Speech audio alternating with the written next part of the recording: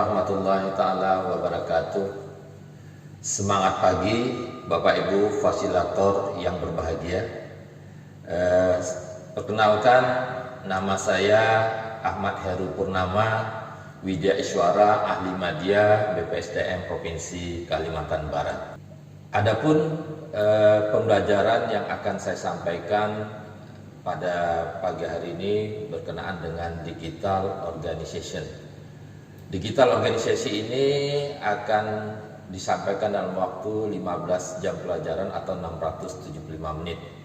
Materi ini merupakan salah satu dari mata pelatihan kepemimpinan administrator. Adapun desain pembelajaran untuk kepemimpinan administrator, pertama kepemimpinan Pancasila dan nasionalisme, kedua kepemimpinan kinerja, yang ketiga manajemen kinerja. Nah, di manajemen kinerja inilah terdapat mata pelatihan organization digital atau digital organization. Dan yang keempat, aktualisasi kepemimpinan. Bapak Ibu yang berbahagia, keterkaitan mata pelajaran agenda pengendalian pekerjaan ini ada 7 mata diklat yang saling berkaitan. Akuntabilitas, hubungan kelembagaan, organisasi digital, manajemen kinerja, standar pelayanan, manajemen penganggaran, dan manajemen risiko.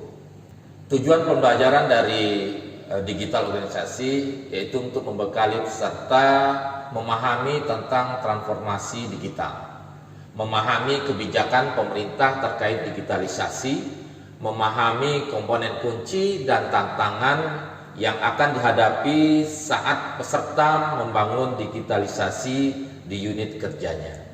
Hasil belajar setelah mengikuti pembelajaran ini, diharapkan peserta mampu memahami konsep dan kebijakan transformasi digital pemerintah di dalam penerapan digitalisasi untuk mendukung pelaksanaan kinerja di organisasinya.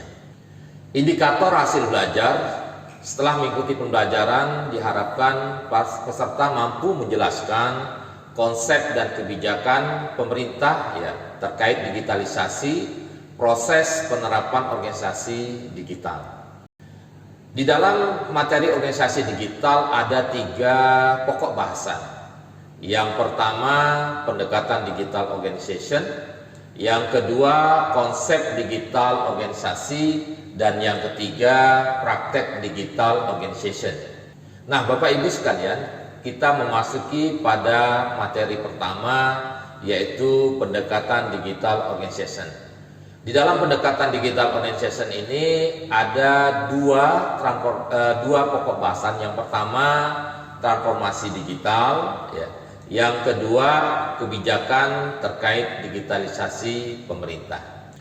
Sedangkan metode pembelajaran di dalam materi ini, Bapak Ibu, pertama berkaitan dengan interactive learning, yang kedua brainstorming, dan yang di dalam brainstorming ini, Bapak Ibu, dilakukan dengan memutar atau menayangkan video berkaitan dengan pendekatan atau artikel-artikel yang terkait dengan materi pendekatan organisasi digital. Di dalam brainstorming ini juga Bapak Ibu, isi atau video artikel tersebut dapat berupa sejarah organisasi digitalisasi baik itu di tingkat dunia maupun di lokal Indonesia, serta kenapa transformasi digital itu diperlukan bagi organisasi. Nah, disinilah peserta dicoba untuk menampilkan pemikiran berkaitan dengan digitalisasi. Dengan adanya video artikel tersebut dapat menyamakan persepsi terkait dengan implementasi organisasi digital di instansi masing-masing peserta, sehingga di dalam pembahasan materi dalam submateri selanjutnya dapat menjadi lebih berkembang dan interaktif antara peserta dan narasumber. Baik Bapak Ibu, kita masuk di sesi kedua. Bapak Ibu sekalian, kita memasuki pokok bahasan yang kedua, yang itu berkaitan dengan konsep digital organization. Di dalam konsep digital organization ada 2 pokok bahasan, yaitu pertama komponen kunci organisasi digital, yang kedua tantangan pembangunan organisasi digital. Sedangkan metode pembelajaran dalam pokok bahasan kedua ini ada interactive learning, ceramah, yang ketiga curah pendapat, dan yang keempat diskusi kelompok. Nah, kita bahas berkaitan dengan diskusi kelompok. Diskusi di kelompok, peserta yang ada 40 orang ini akan dibagi dalam 8 kelompok. Setiap kelompok terdiri dari 5 orang yang berasal dari OPD, baik itu tingkat provinsi maupun peserta dari OPD kabupaten kota yang berbeda-beda, sehingga akan menjadikan ruang lingkup diskusi ini menjadi terjalin interaktif dan efektif dalam memberikan masukan, saran pendapat berdasarkan pengalaman empiris peserta masing-masing. Pembahasan diskusi kelompok, setiap kelompok diminta untuk melakukan pembahasan yang terkait dengan materi 1, yaitu pendekatan organisasi digital, dan materi 2 yang berkaitan dengan konsep organisasi digital. Setiap kelompok diminta untuk menjelaskan hasil pembahasan kelompoknya berkenaan dengan transformasi digital seperti apa yang sudah ada di unit kerjanya atau di Pemda masing-masing. Kedua, kebijakan-kebijakan apa saja yang dikeluarkan oleh pemerintah daerah berkaitan dengan digitalisasi di lingkup pemerintah kabupaten kota maupun provinsi.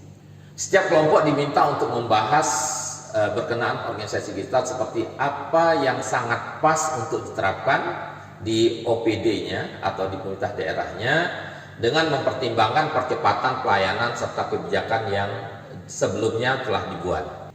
Dalam membuat perencanaan organisasi digital, peserta dapat menjelaskan tantangan atau hambatan yang akan dihadapi oleh pemerintah daerah atau OPD dalam upaya mengimplementasikan organisasi digital agar dapat terwujud atau terlaksana. Diskusi kelompok ini juga Bapak Ibu berlangsung kurang lebih 30 menit.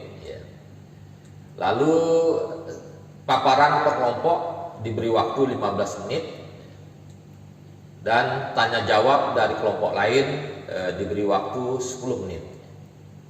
Di dalam diskusi kelompok diharapkan peserta selaku seorang pemimpin, seorang leader memahami apa itu konsep digitalisasi dan mampu menjelaskan berkenaan pelaksanaan digitalisasi serta rencana di dalam menerapkan digitalisasi di organisasinya.